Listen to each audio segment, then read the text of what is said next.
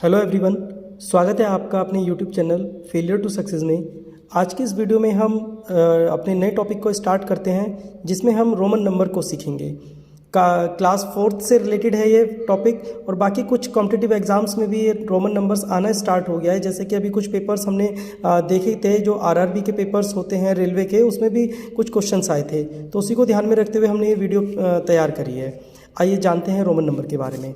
देखिए, Roman number का जो रिप्रेजेंटेशन होता है इसमें कुछ फिक्स नंबर होते हैं जिनको हमें याद करना होता है। जैसे कि 1 को लिखने का जो तरीका होता है आई, 5th के लिए हम वी बनाते हैं, 10 के लिए हम एक्स बनाते हैं, 50 के लिए हम एल बनाते हैं, 100 के लिए हम सी बनाते हैं, 500 के लिए हम डी और 1000 के लिए एम।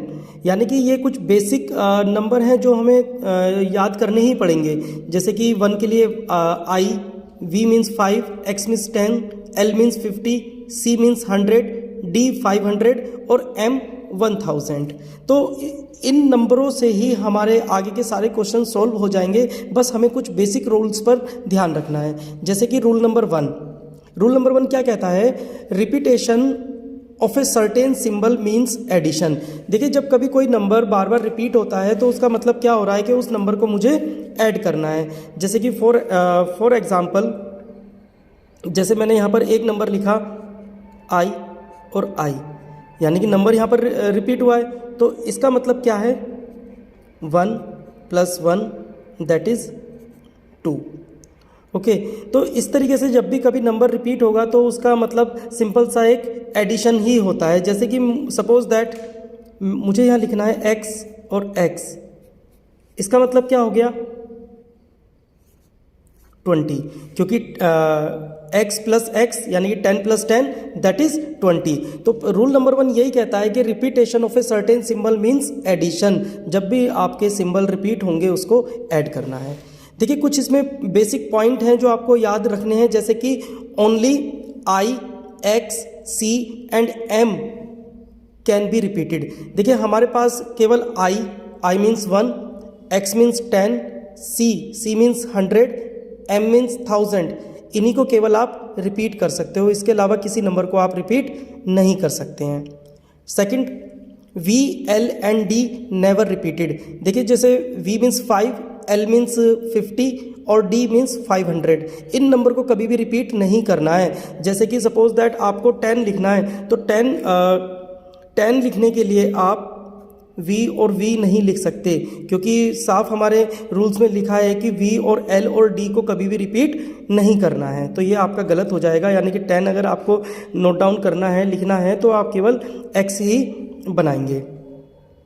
इसी तरीके से जो थर्ड पॉइंट आपको याद रखना है, no symbol is repeated more than 3 times. यानी कि किसी सिंबल को आप 3 बार से ज़्यादा रिपीट नहीं कर सकते हैं। जैसे कि मुझे 30 लिखना है, तो 30 के लिए मैं क्या करूँगा? एक्स, एक्स और एक्स, ये हो जाता है आपका 30। लेकिन अगर 40 लिखना है ना, तो मैं इसमें अगर 4 बार अगर ये कर दूं तो मेरा बिल्कुल गलत हो जाएगा। तो कहने का मतलब क्या है कि किसी भी नंबर को रिपीट आप 3 बार से ज़्यादा नहीं कर पाएंगे।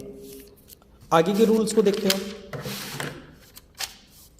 देखिए, रूल नंबर सेकंड क्या कहता है? A smaller symbol written to the right of a larger is always added to the large symbol. Simple सा रूल है कि अगर हमने 2 नंबर लिखे, जैसे कि ये मैंने एग्जाम्पल भी लिख रखा है, यहाँ पर मैंने 5 लिखा और उसके बाद 1 और 1 किया, तो बड़ा नंबर यहाँ पर क्या है? 5 है और उसके बाद क्या है? 1 और 1 है। तो जब भी लार्जर सिंबल के बाद छोटे नंबर्स आएंगे या छोटे सिंबल आएंगे तो उसको हमेशा ऐड करना है। जैसे कि इसका आंसर अब क्या हो जाएगा? V means 5, 1 + 1 that is 7। ऐसी नेक्स्ट देखिए x, यानी कि x मीन्स 10, 10 इज ग्रेटर देन 5, तो यानी कि राइट वाले नंबर को हमें 10 में ऐड करना है। 10 + 5 + 1 दैट इज कितना हो गया? 16।